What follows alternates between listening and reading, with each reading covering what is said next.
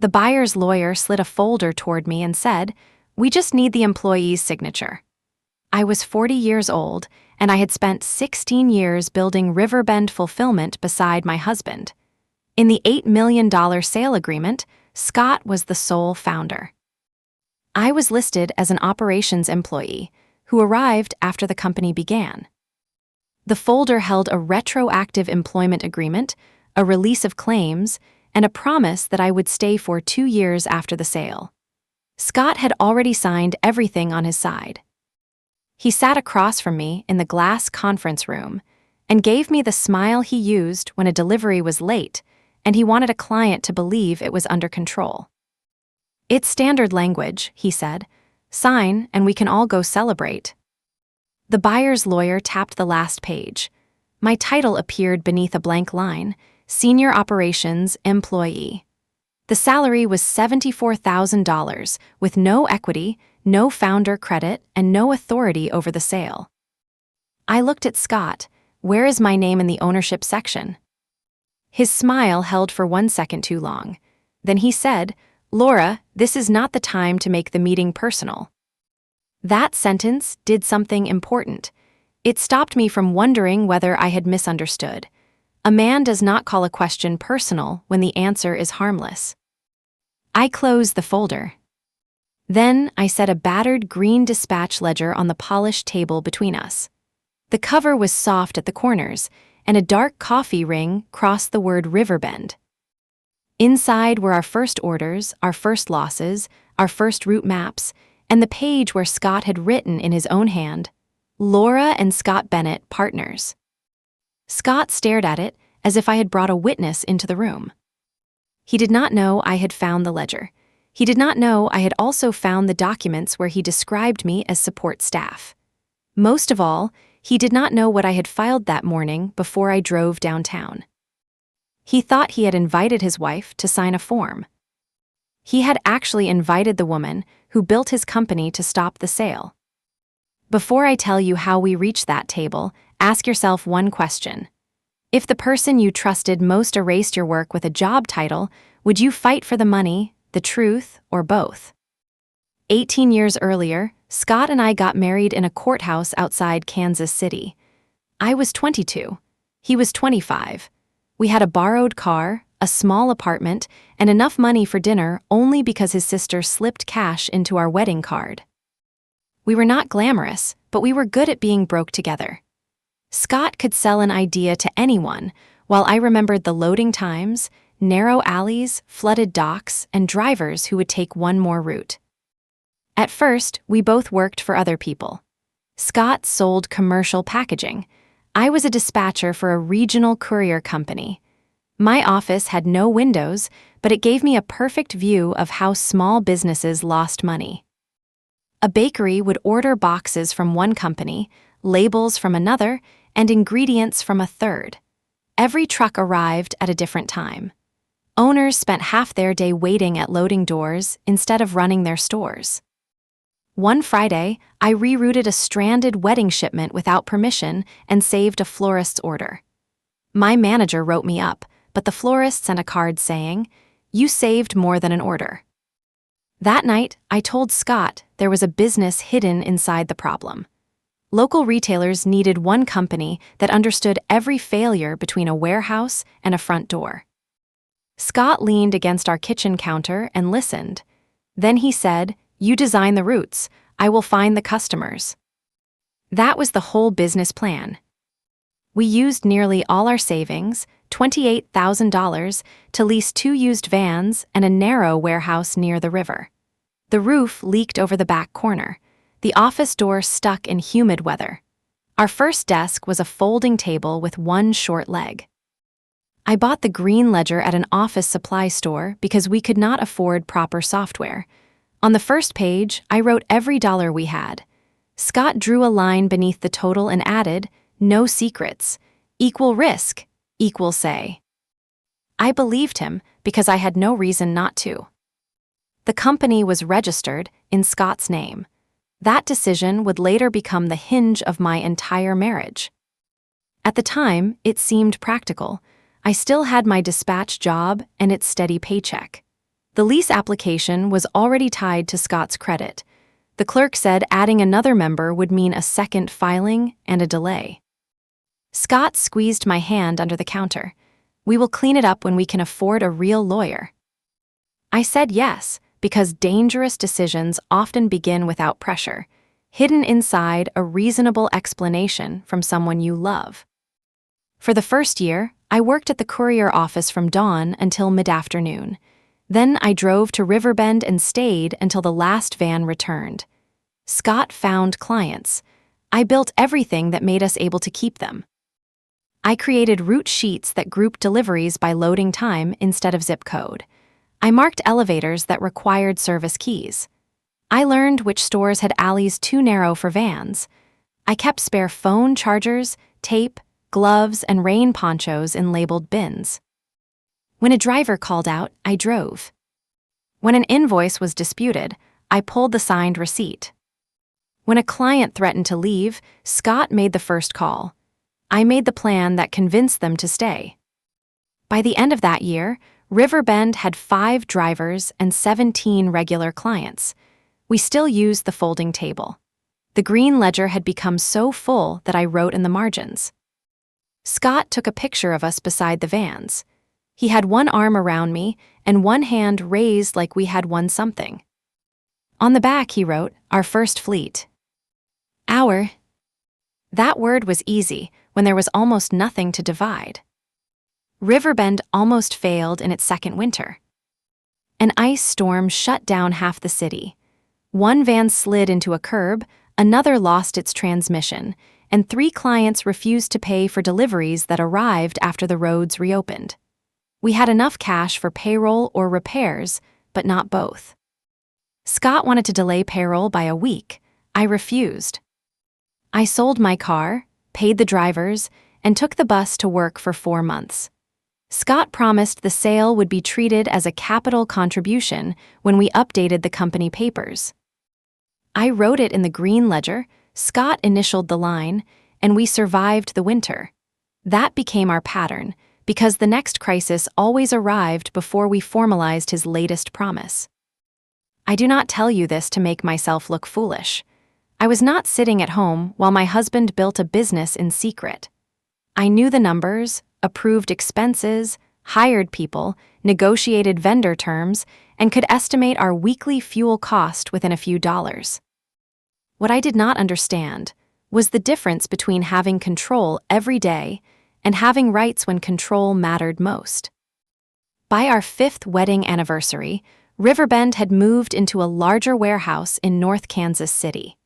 We had 14 drivers, 2 dispatchers, and a real break room with a refrigerator that did not hum like a lawn mower. Scott ordered a metal sign for the lobby. It said Riverbend Fulfillment beneath a blue line shaped like the Missouri River. At the opening party, he stood beside the sign and thanked the employees. Then he thanked me. "My wife has been beside me through all of this," he said. Beside me. People clapped while Scott kissed my cheek, and I smiled for the photograph. Later, our lead dispatcher, Daniel, found me loading empty catering trays into my trunk. "You know this place would stop in a day without you," he said. I laughed. "Do not tell Scott he likes sleeping." Daniel did not laugh back. "I am serious." I was serious too, but I had made it sound like a joke because that was easier. A month later, I left my courier job and joined Riverbend full-time. Scott put me on payroll as operations manager. I asked whether we were finally updating the ownership paperwork. He said our accountant wanted us to wait until the end of the tax year. Then tax season came, followed by a warehouse expansion, then a bank review, then another reason that sounded sensible. Each delay seemed small by itself. Together, they formed a decade. My salary was modest because we kept reinvesting profits. Scott's salary was modest too. We paid our mortgage, took one short vacation a year, and drove practical cars. I did not feel cheated. I felt invested. That distinction kept me quiet much longer than greed ever could have. Scott became the public face of Riverbend. He joined the Chamber of Commerce and spoke on panels about local entrepreneurship. He enjoyed a stage, and I did not. When a reporter came to the warehouse, I usually stayed near dispatch.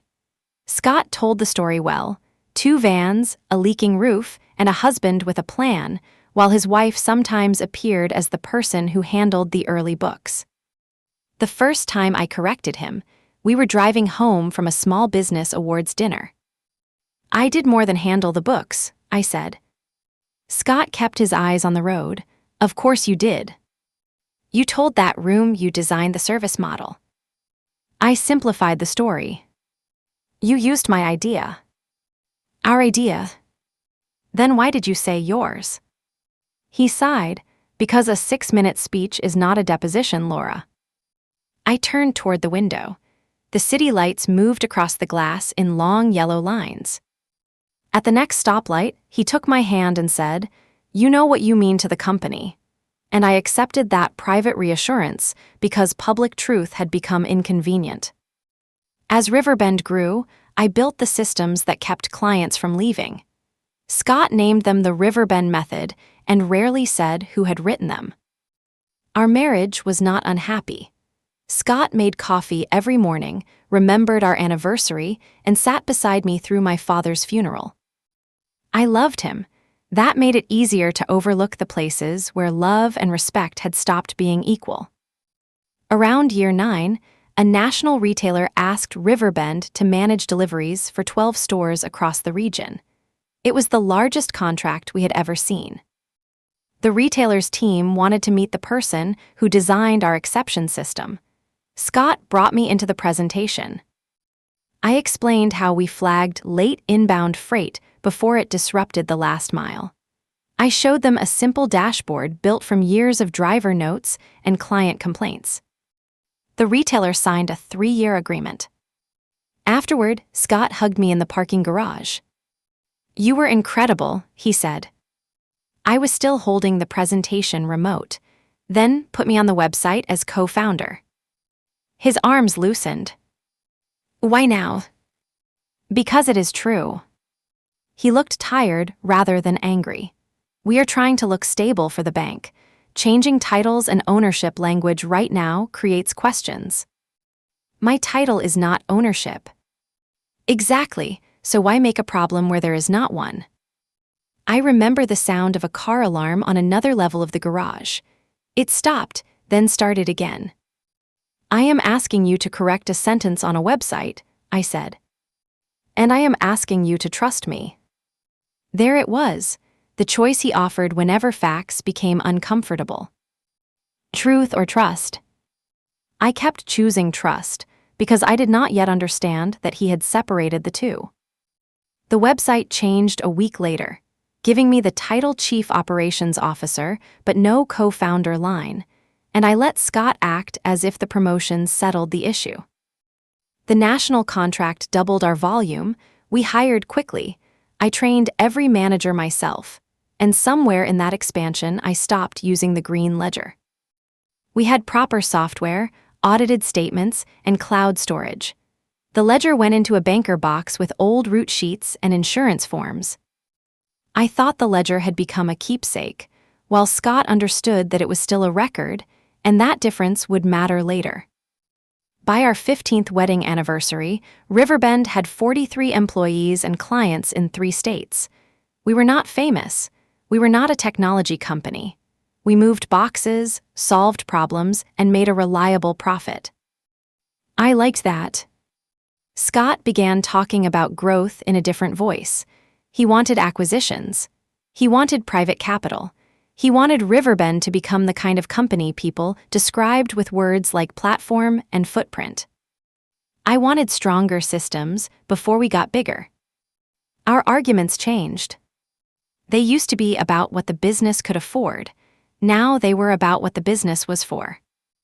To me, Riverbend was a company that kept its promises.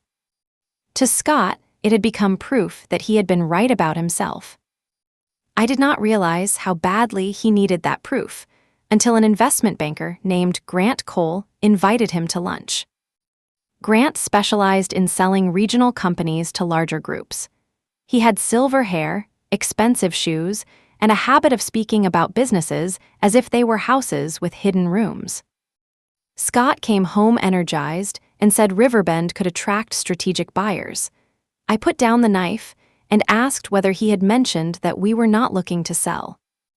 He asked what it would take. And what did you say? Scott opened the refrigerator, then closed it without taking anything. I said everyone has a number. I put down the knife. Do we? He smiled as if I had missed a joke. It was a conversation.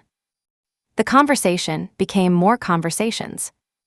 Grant toured the warehouse on a Saturday while most employees were gone. Scott introduced him as a consultant reviewing expansion options. I showed him the dispatch floor and explained our client retention process. Grant asked sharp questions. He wanted to know who approved route exceptions, who maintained client relationships, and what would happen if I left. Scott answered before I could. Laura is not going anywhere. Grant looked at me. Is that right? I said, nobody has asked me. The room went quiet for a beat. Scott laughed, Grant smiled, and the tour moved on. But that evening, I told my husband he had brought a sale advisor into our warehouse without warning me. He apologized, then asked me to help prepare Riverbend for evaluation. I agreed because I thought staying involved would keep the process honest. That was my mistake. For the next 3 months, I cleaned every operating report Riverbend had. I reconciled route profitability, documented management responsibilities, and built a transition guide that explained how our systems worked. Grant sent a management questionnaire. Scott filled in the executive section and forwarded the operations section to me. At the top, my title read Operations Manager. I changed it to Chief Operations Officer, Scott changed it back, and I called him from my office. Why did you remove my title? Payroll records still show Operations Manager. The website says Chief Operating Officer. My email says Chief Operating Officer. Clients introduce me that way. Grant wants legal titles. Then legal records need to reflect reality. He lowered his voice, not during a transaction. What transaction? Silence. That was the first time he admitted there was one. He said there were 2 interested groups, although nothing was formal or guaranteed, and he wanted to avoid confusing buyers with what he called household language. I asked what that meant. Things couples say when they build something together, he replied. It does not always match corporate structure. I felt cold, even though my office was warm. Are you saying partner is household language? I am saying the company has one legal owner. Because you kept delaying the paperwork. Because that was the structure we used. We used it temporarily. Laura, temporary does not mean imaginary. I stared at the framed photograph on my wall. It showed Scott and me beside our first 2 vans. Our first fleet. I should have ended the call. Instead, I tried to pull him back toward the marriage I thought we still shared. Tell me what you think my role is, I said. He exhaled and said, you run operations. That is a job. What am I to the company? My wife. The answer sounded tender, which almost hid how completely wrong it was. Scott came to my office 20 minutes later with coffee. He sat across from me and said the sale could give us freedom. We could travel, I could stop waking before dawn, and we could finally enjoy what we built. He used we until I asked to see the financial terms. Then he said Grant was not ready to circulate them. A week later, I received a calendar invitation titled Management Continuity Interview. The buyer was Harper North Supply Group, a private company based in St. Louis. Scott had already completed his interview, while mine lasted 40 minutes and was led by Elise Warren, Harper North's direct and careful integration director. She asked how long I had worked at Riverbend. Since the first order, I said. Her eyes moved to something on her screen. Our materials show your employment began after the company was established. My payroll employment did.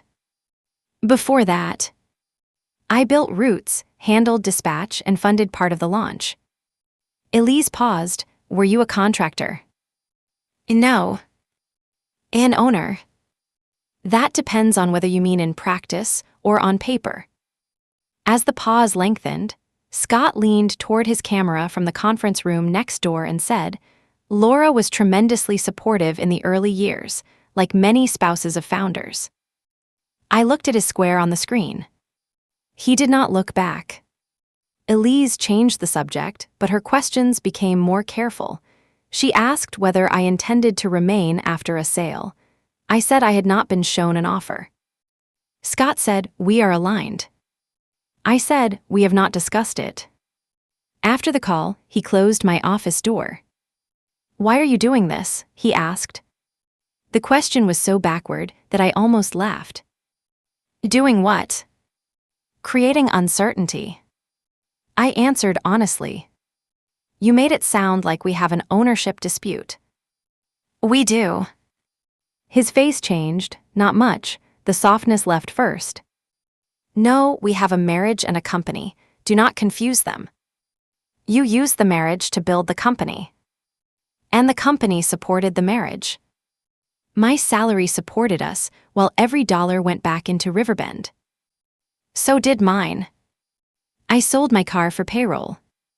I worked without weekends. I designed the service. I sold it. We stood on opposite sides of my desk, reciting the business to each other like two witnesses describing different accidents. Finally, Scott said, the legal owner is not a matter of opinion. I answered, neither is the history. He left. That night I could not sleep. Scott lay beside me with his back turned. The space between us was less than 2 feet, but it felt like a room I had never entered. I went downstairs and opened my laptop. The shared transaction folder had disappeared. The shared drive denied me access, the finance archive did the same, and although my company email still worked, several folders were missing. At 1 a.m, I texted Scott from the kitchen. Why is my access restricted? His phone lit upstairs. He did not answer until morning. Grant is tightening permissions, he wrote, standard process. I knew the permissions because I had created Riverbend's access rules, and what Scott called standard process was actually containment. The next day, I asked our controller, Melissa, whether she could open the sale folder. She looked uncomfortable. Scott told me all transaction questions go through him. Can you access it? Yes. Can Grant? Yes. Can I? She shook her head. Melissa had worked for me for 6 years, and although I could see she wanted to explain, I would not make her choose between us. At lunch, a message arrived from Scott. Please sign the management questionnaire today. Grant says the buyer needs consistency. The form still called me operations manager. I changed it back, and signed because I feared every door would close before I learned what was behind it. I wish I could tell you I refused from the first moment. I did not. I was afraid that if I challenged him openly, he would close every door before I knew what was behind it. I told myself a title on one form could be corrected later. That signature became the sentence Scott quoted whenever I objected. You confirmed your role yourself. I had handed him the eraser.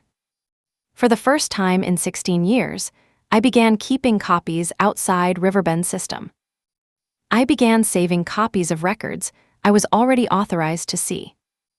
One old email praised me for creating the engine beneath Riverbend. Scott had copied our accountant and bank officer. He called me the engine when he needed trust.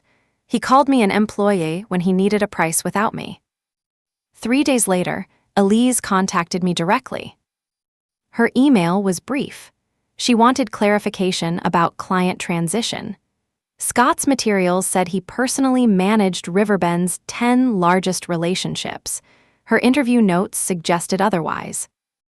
I answered with facts. Scott originated several of the accounts.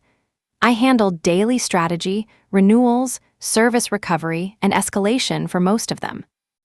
Elise asked for examples, so I gave her names and dates and copied Scott, because I wanted a record rather than another secret conversation. He came home early that evening. The front door closed harder than usual. He found me at the dining table with a stack of old tax folders. "You went around me," he said. I answered a question about my work. "You undermined the deal." I corrected the deal. He stood with both hands on the back of a chair. "Do you understand what $8 million could do for us?" There it was. The number. He had refused to show me an offer, but anger made him careless. $8 million, I asked. Scott released the chair. "That is not final." How much of it was I supposed to receive? "It is marital money." That is not an answer. We would decide together. After I signed a document saying I had no ownership claim. His jaw tightened. The release protects the buyer from employment disputes. I do not have an employment dispute. You signed the questionnaire. I signed the title you forced into the form. I did not force you. No, you made honesty feel like sabotage. He walked into the kitchen, poured water, and did not drink it. Then he said something I would replay for weeks. "You were essential, Laura, but essential is not the same as an owner." I looked at him across the room. "Was I your partner?" "In life." "Not in Riverbend." He stared at the glass in his hand. That was his answer. If you have ever been told your work was priceless right up until a price was attached to it, you understand why that sentence hurt more than the number. Tell me what you would have done next, because I did not choose perfectly. I asked Scott to pause the sale for 1 week, so a neutral business attorney could review our contributions and correct the record before either of us signed anything. Scott agreed. For one evening, I believed we had stepped back from the edge. The next morning, Grant moved the buyer's final review forward by 3 days. Scott blamed Grant, but Grant told me Scott had requested the change. I learned that because I called Grant myself. He sounded irritated rather than guilty. "Scott said you both wanted momentum," he told me. "We agreed to pause." "That is between you and Scott." "No, you are selling a company built on incomplete information." Grant became careful. "My client is the legal owner." "Your client is my husband." Those facts can coexist. So can fraud and a polished presentation. He ended the call. I regretted the word fraud. It was too large for what I could prove then. It gave Scott a reason to call me emotional. He used it that night. "Grant thinks you are threatening everyone," he said. I asked for a pause. "You accused him of fraud." I said the information was incomplete. "You are panicking because change scares you." That was almost persuasive. I did fear change, because Riverbend had shaped nearly every adult year of my life, and I knew the sounds, clients, and moods of that warehouse as intimately as I knew our home. Selling meant losing something even if the process had been honest. Scott took that real fear and used it to explain away everything else. I started wondering whether I was fighting for recognition or simply refusing to let go. That doubt was my second mistake. I let it send me back to work. For the next week, I corrected shipping data, coached supervisors, and wrote answers Scott would present. He thanked me in private, then called the answers his in the meeting. Elise asked about a client named Willowhome, our oldest active account. Scott said he had maintained the relationship from the beginning. I was sitting 2 chairs away. Willowhome had nearly left Riverbend after a holiday backlog 4 years earlier. I spent 3 nights rebuilding their service plan. I still spoke to their owner, June Park, every Monday morning. I waited for Scott to mention me. He did not. After the meeting, I went to the warehouse archive. The banker box with our old records was missing. I checked the shelf twice, then I checked the inventory log. Scott had signed it out 6 weeks earlier. The green ledger was inside that box. I called him. Where are the original company records? Storage. Which storage? The off-site unit. Why? Grant wanted the archive cleared. What is the address? He paused. I will send it. He never did. The next day, June Park called my personal phone. She did not begin with hello. Are you leaving Riverbend? Who told you that? Scott. My hand tightened around the phone. What exactly did he say? He said the sale would let you step back, and that I should start routing decisions through him. I sat down and asked whether Scott had said I wanted to step back. When June answered yes, I told her I had never said it. June was quiet, then she asked, Is the company being sold because you want out? No. Does the buyer know you run our account? They are learning. June had owned Willow Home for almost 20 years. She did not dramatize. I signed with Riverbend because of you, she said. Scott made the pitch, you made it true. I closed my eyes. That sentence did not solve anything. It gave me something I had been losing. A reliable view of my own history. June forwarded me an email Scott had sent to several major clients. It introduced Harper North and described him as Riverbend's founder. It said I had chosen to reduce my role after the transition. The email was dated 2 days before I learned the buyer's name, and I drove home early to wait in Scott's office doorway until he finished a call. You told clients I am leaving. He removed his glasses. I told them you may reduce your role. You wrote that I chose it. It reassures them there is a plan. The plan is a lie. The buyer needs a clean transition. Then tell them the truth. You are selling a company that depends on someone you erased from the sale. His face hardened. The company does not depend on one person. Good, tell Harper North I will not stay. You would hurt 43 employees to prove a point. I stepped back as if he had pushed me. Riverbend's employees were the argument he had been saving. He knew I would absorb almost any injury before risking their jobs, so he spoke softly when he said I could be the one who destroyed the company. I realized then that Scott had not forgotten my importance. He had calculated it. He expected me to keep the company stable, protect the staff, reassure the clients, and sign away the story because I had always been the person who fixed the damage.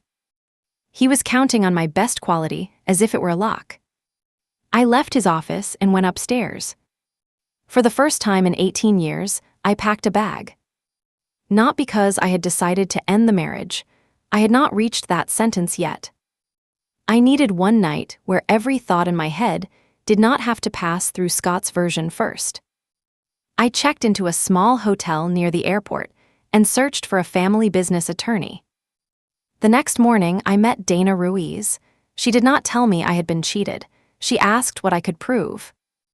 My name was not on the formation papers. I had no operating agreement and no separate profit distributions. I did have documented contributions, marital tax returns, and a buyer demanding my signature. That gives you leverage, Dana said.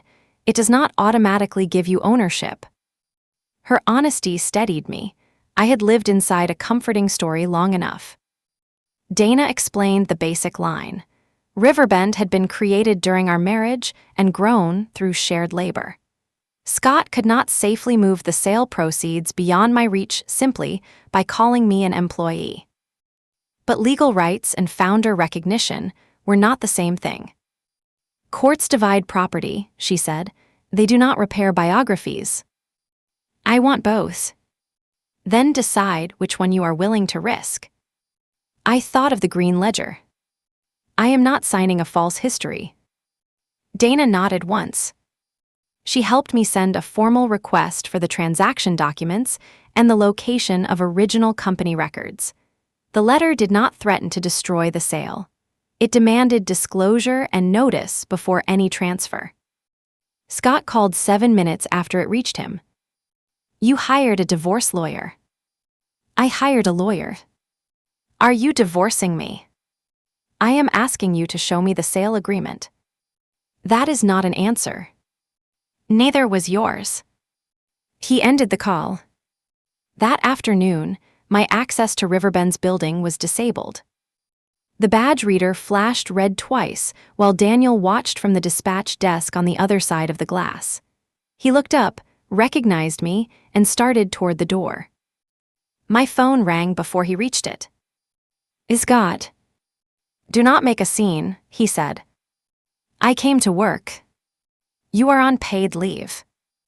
Since when? Since you involved lawyers. I asked for documents. You created a conflict that makes your presence disruptive. Daniel stood on the other side of the glass, close enough to see my face but not hear the call. Tell the staff yourself, I said. Tell them the woman who runs operations is disruptive because she asked who is selling her work. Go home, Laura. The line went dead. Daniel held up his phone. A message arrived. Are you okay? I typed back. I am safe. Keep the roots moving. Do not take sides at work. That last sentence hurt. People had mortgages, children, car payments, and plans that had nothing to do with my marriage. I would not turn the dispatch floor into a jury box. Scott did that anyway. By noon, every employee had received an email saying I had chosen personal leave during a sensitive transition, with the word chosen appearing twice. I sent one response to Scott, Grant, Elise, and Dana. For accuracy, I did not request leave, and I have not agreed to any transition terms. Please preserve all communications describing my role, status, or intentions. Then I stopped. I wanted to write more. I wanted to tell the whole company that Scott had locked me out. Dana advised me not to let anger create a new problem. Make every sentence useful, she said. So I did. The preservation request produced results faster than kindness ever had. 2 days later, Grant sent Dana a secure link to the transaction documents. The folder was incomplete, but it was enough. Harper North had offered $8 million for Riverbend's assets and client contracts. The price depended on keeping most major accounts through the first year. Scott would remain as president for 3 years. He would receive a salary, a performance payment, and public founder credit in the announcement. I would receive a 2-year employment offer. The offer called me senior operations employee, paid less than several managers I supervised, and made my bonus depend on client retention. Scott would receive the company's value, while I was paid to prove it deserved that value. There was also a management representation signed by Scott. It said I had never held an ownership interest, never expected one, and had agreed to remain after the sale. The first statement was technically true. The second was a lie. The third had not happened. Then Dana found the sentence that explained why my signature mattered. The buyer required my independent acknowledgement because Riverbend was formed during our marriage and my work was material to client retention. Harper North did not think I was incidental, but needed me to say I was. I read the page 3 times. Then I asked Dana whether I could stop the sale. You can refuse to sign, she said. You can seek an order preventing Scott from moving marital proceeds. You can correct false statements made about you. Can I force them to call me a founder? No. The answer landed hard. What can I force? Nothing about language. You can decide what truth you will attach your name to. That became my plan. I rented a furnished apartment with white walls, 2 pans, and an untouched couch. Scott texted about bills, packages, and the lawn service, but never asked me to come home. 4 days after the lockout, he asked to meet. Dana recommended a public place. Scott chose the quiet back room of a restaurant where we had celebrated Riverbend's first profitable quarter. He arrived with Grant. That told me everything before either man spoke. Grant placed a term sheet on the table. It offered me a one-time consulting payment of $300,000, the 2-year salary, and a sentence in the sale announcement thanking me as an early operational contributor. Scott watched my face. "This gives you recognition and security," he said. "Early operational contributor." Grant folded his hands. "It is accurate without disturbing the ownership narrative." The ownership narrative. The buyer is purchasing a clean chain of authority. I looked at Scott. "Did you tell him to say that?" Scott leaned forward. "Laura, take the emotion out for a minute." I almost admired the consistency. The person erasing me kept asking me to become less visible. I read the term sheet. The consulting payment required a broad release. It also required me to state that every service I provided before joining payroll was voluntary support to my spouse. I slid it back. "I sold my car to make payroll." Scott's eyes moved toward Grant. I continued. "I funded the first lease. I designed the service model. I trained every operations manager. I retain the clients that create most of this price." Grant said, "No one disputes your importance." "Then stop using words that do." Scott lowered his voice. "This is $8 million. Do not throw it away over a label."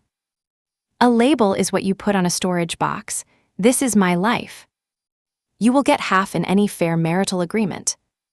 Then why does the release say, "I expected no ownership or founder interest"? Because you did not own shares. "I expected your promise." His expression changed. He knew which promise I meant. Grant looked between us. "What promise?" Scott answered quickly. "The kind married people make when they are starting out, nothing formal." I heard the phrase household language again. I stood. Scott grabbed the edge of the table. "Sit down." "No. You are not thinking clearly." "I finally am."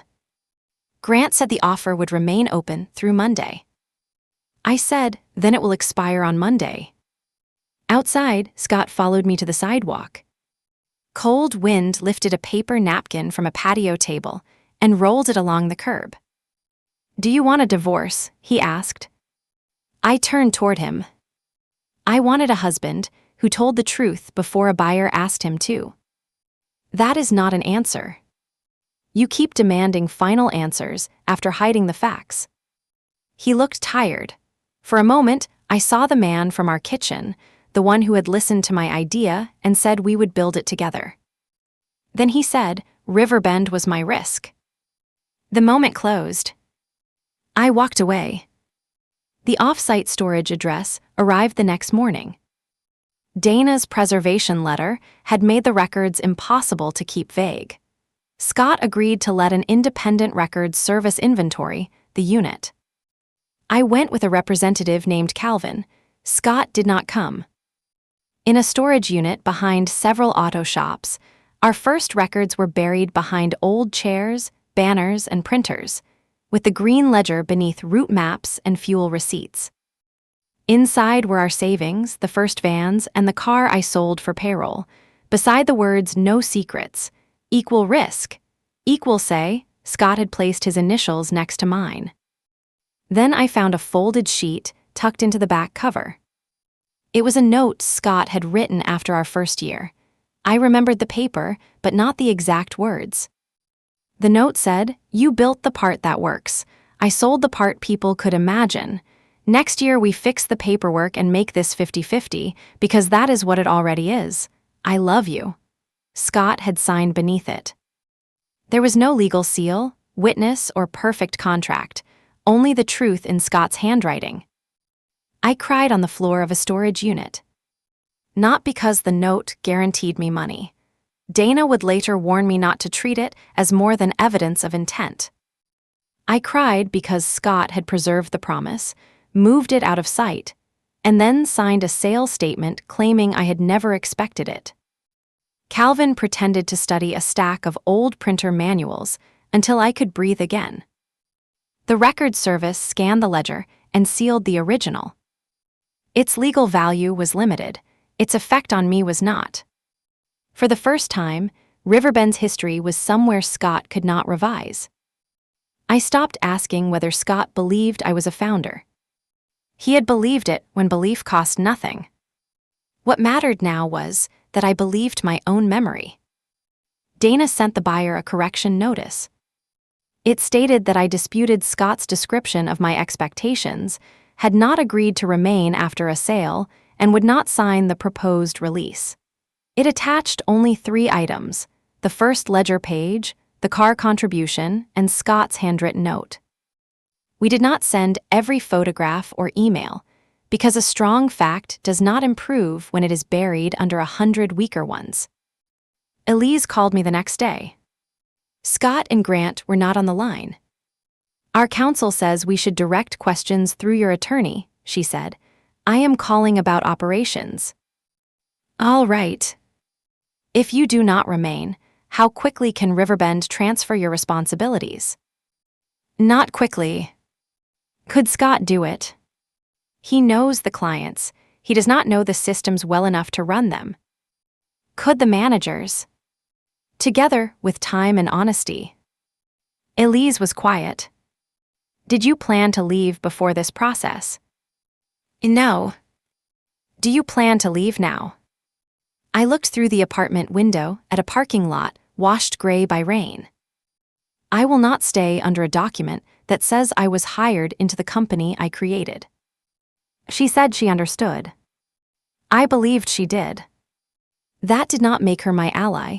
She worked for the buyer. Still, the next revised agreement changed my title to Chief Operating Officer.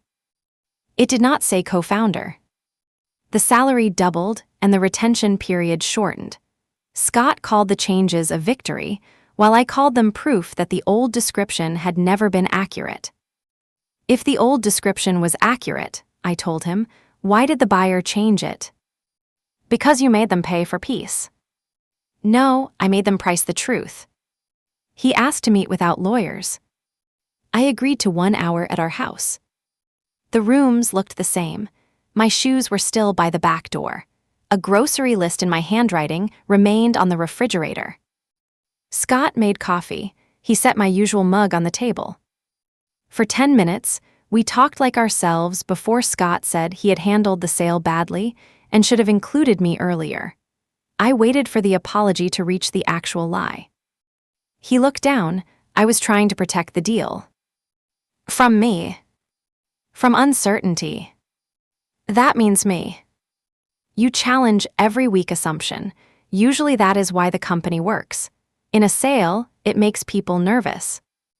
I almost smiled. You sold my judgment as a company strength and treated it as a marital defect. He rubbed his thumb along the handle of his mug. "I wanted one thing that was mine," he said. The honesty surprised me. Riverbend was ours. That is how it felt at home. Outside, I was always Scott from Riverbend. I built that identity. So did I. I know. Then why erase me? His eyes filled as he admitted that calling me a founder meant admitting he was not the only reason Riverbend worked. It was not confusion, paperwork, or Grant, but need. Human, wounded, and still unforgivable. I asked whether he would correct the sale documents, the website history, and the announcement. He said the website could be changed after closing. I asked again. He did not say yes. That was the hour when I understood the marriage would not survive. Scott could confess the motive. He could not surrender the benefit. When I left, I took my shoes from beside the back door. Harper North scheduled the final signing for the following Thursday. Dana called it pressure disguised as logistics. Everyone else wanted momentum. I wanted one clean chance to say no. The night before the meeting, Dana reviewed every page with me. We separated facts from feelings. Fact, I had contributed money and labor before payroll. Fact, Scott had promised equal ownership. Fact, he had represented that I never expected ownership. Fact, he had represented that I agreed to remain. Fact, I had not. My feelings mattered to me, but the room could use facts, so Dana asked what outcome I wanted. A corrected record, protected proceeds, and no employment agreement. Do you want the sale to fail? No. Do you want the marriage to end? I looked at the green ledger inside its evidence sleeve. Yes. Saying it felt quiet rather than powerful, because the marriage had ended when Scott chose the sale story, even after admitting why he had written it. The next morning, I signed a petition to dissolve our marriage. Dana also filed a request that any sale proceeds remain protected until we reached a property agreement. I did not file to frighten Scott. I filed because I would no longer enter a room with my future, depending on his private promise. Then I drove downtown. That is how I arrived at the glass conference room with the green ledger in my bag. Scott sat beside Grant. Elise sat across from them with Harper North's lawyer and finance director. Untouched pastries and carefully aligned water bottles sat on the table, while the buyer's lawyer reviewed the closing sequence and identified the documents requiring my signature. He slid the folder toward me. We just need the employee's signature. The word landed differently this time. Not because it hurt less. Because I was ready. I opened the folder. The folder held a retroactive employment agreement, a 2-year retention contract, a broad release of past promises and ownership claims, and a spousal acknowledgement. Scott had signed every place marked for him. It's standard language, he said. Sign, and we can all go celebrate. I asked the buyer's lawyer one question. Did Scott tell you I accepted these terms? He glanced toward Elise, then back at me. We were informed that the principal terms were agreed. By whom? Mr. Bennett. I removed the green ledger from my bag and set it on the table. The room became still, Scott's face lost color, and he asked where I had found the ledger. From the company archives. You had no authority to remove records. I did not remove it. An independent service scanned it and sealed the original. Dana placed the inventory receipt beside the ledger. Scott looked at her as if he had only just noticed she was there. I opened the marked pages showing our joint savings, the car I sold for payroll, Scott's initials, and the first root rules and recovery process I had designed. Then I unfolded the scanned copy of his note. This is Scott's promise to make the company 50-50 because, in his words, that was what it already was. Grant spoke first. An informal note between spouses does not change legal ownership. I know. My answer seemed to surprise him. I am not asking this table to invent shares. I am asking the buyer to stop relying on statements that were false when Scott signed them. I placed his management representation beside the note. He stated that I never expected ownership, although his note shows otherwise, and he told clients I had chosen to step back before he even told me there was a buyer. Scott leaned forward. Laura, enough. No. It was one syllable, and the first decision in that room that belonged entirely to me. Scott turned toward the buyer's team. This is a marital dispute. She is using the deal to gain leverage. I looked at Elise. Yes, it is a marital dispute. That is why I will not pretend it is an employment matter. The lawyer asked whether I intended to sign any of the documents. No. Grant pushed his chair back. Then there is no reason to continue. There is one, I said. Harper North should know what it is buying. I opened a thin folder of my own. It contained the client responsibility chart I had prepared from ordinary business records. Beside every major account were the actual people who managed it. My name appeared on most of the highest value relationships. Daniel and Melissa appeared on the rest. Scott appeared as the original salesperson on several. "The company can survive without me," I said, "but not under the transition plan you were given. That plan assigns my work to Scott, and he does not perform it. If you close on that assumption, clients and employees carry the risk." The finance director studied the chart. Elise asked, "Will you cooperate with a corrected transition?" "On independent terms, for a defined period, with no false release." Scott laughed once without humor. "So this is about money after all." I turned toward him. "It became about money when you put $8 million beside a story that erased me. We built a life from this company." "We did. You are the one who changed we to employee." He looked around the table, searching for the version of the room where he still controlled the explanation. Then he said, "I was the legal owner." I nodded. "You were, because I trusted you to correct a temporary filing." "Temporary for 16 years. That is not a defense, Scott. That is the betrayal." No one moved. I had imagined this moment in louder ways. I thought I might list every missed promise or read his note with shaking hands. I did not need to. The cleanest truth in the room was simple. He had benefited from my trust, then used the length of that trust as evidence that I never expected anything else. Scott looked at Dana. What did she file? He knew me well enough to hear the past tense in my voice. Dana answered only after I nodded. A dissolution petition and a request to preserve any transaction proceeds. Scott stared at me. "You filed for divorce this morning?" "Yes." "Before coming here?" "Yes." "You planned this?" "I prepared for the meeting you planned without me." His anger arrived fully then. He stood so quickly that his chair struck the glass wall, accusing me of burning down our company because my name was missing from a press release, while I remained seated. "No, I am refusing to hold up the roof while you sell the building and call me hired help."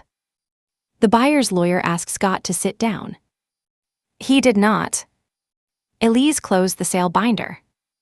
"This transaction cannot close today," she said. Grant protested. He said the ownership record was clear and the personal dispute could be handled separately. Elise shook her head.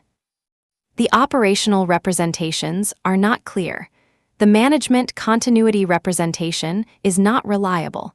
The spouse whose acknowledgement we require has declined." She turned to me. "We will communicate through counsel." Then she looked at Scott. "We will also need a revised disclosure from you." That was the visible change in power. The change in power was not applause or revenge, but a closed binder that stopped the sale Scott had treated as a train already in motion. He sat down again. His face looked older. "Laura," he said, quieter now, "please do not do this." I felt the pull of 18 years in those words. Morning coffee, lake trips, the night he sat with me after my father's death, the first warehouse, the folding table, every ordinary kindness that made the betrayal difficult to name. I did not hate him. That was why the next sentence was hard. "I am not doing this to you. I am finally not doing it to myself." I slid the unsigned folder back to the lawyer. Then I left the conference room with Dana. The green ledger stayed in its sealed sleeve under my arm. The elevator doors closed before my hands began to shake. The sale did not disappear, but it paused, and because that difference mattered to 43 employees, I did not celebrate. For several weeks, Riverbend operated under temporary rules. Daniel and Melissa kept the roots stable while major transaction decisions went through counsel. Scott and I communicated only about the house, Riverbend, and the divorce. He sent one long apology. It admitted that he had minimized my role. It said ambition had made him selfish. It said he loved me. I read it more than once. Then I noticed what it did not say. He would not call me a founder or correct the public story unless the sale required it. He regretted the pain but still wanted the benefit. I did not answer. Harper North returned with revised terms. The purchase price changed, but the company remained viable. Sale proceeds would go into a protected account until our property settlement was complete. The announcement would identify Riverbend as a company founded and built by Scott and Laura Bennett. I would serve as an independent transition advisor for 6 months. My compensation would be separate from the marital property division. I would not release the truth of the company's history. Scott's role changed too. Harper North no longer offered him 3 years as president. They offered a shorter sales advisory position with oversight. That was not punishment I requested. It was the cost of making a buyer question his representations. The revised closing happened through separate counsel. We signed accurate documents. Harper North acquired Riverbend, and every employee who wanted to stay received an offer. The divorce took longer than the sale. Our final property agreement gave me a fair share of what Riverbend had become. It could not reimburse 16 years of invisible credit, but it did not treat my labor as a favor. Scott kept the house. I kept the photograph of our first fleet and the original green ledger. He did not contest either one. Months later, I leased a small office above a print shop in Kansas City. I started an operations consulting practice for family-owned companies. My first rule was written on the wall beside my desk. If the work is shared, the documents should say so. I did not tell clients that paperwork prevents betrayal. It cannot. It does something quieter. It keeps love from being used as a substitute for clarity. Daniel visited one afternoon and brought a new copy of Riverbend's company history from the Harper North website. The first line named both founders. I read it once and placed it in a drawer. Years earlier, I would have framed it. By then, I no longer needed a corporation to tell me what I had done. After the divorce, Scott asked whether any part of our marriage had been real. I told him yes. Real love and real betrayal can share a history. What matters is which one shapes the next decision. If you were in my place, would an honest apology ever be enough, or would the erased years make trust impossible? Share the boundary you would have set. The green ledger now sits open on a shelf in my office. The coffee ring remains on the cover and Scott's note stays inside, not as evidence against him, but for the woman I was at 24, who knew how to build a company before she knew a promise should survive outside a marriage. Scott listed me as an employee in the company I built. For a while, I thought my victory would be forcing him to use the word founder. I was wrong. My victory was refusing to sign his version of me. The ledger did not make me a founder. The work did. And this time, I put the truth in writing.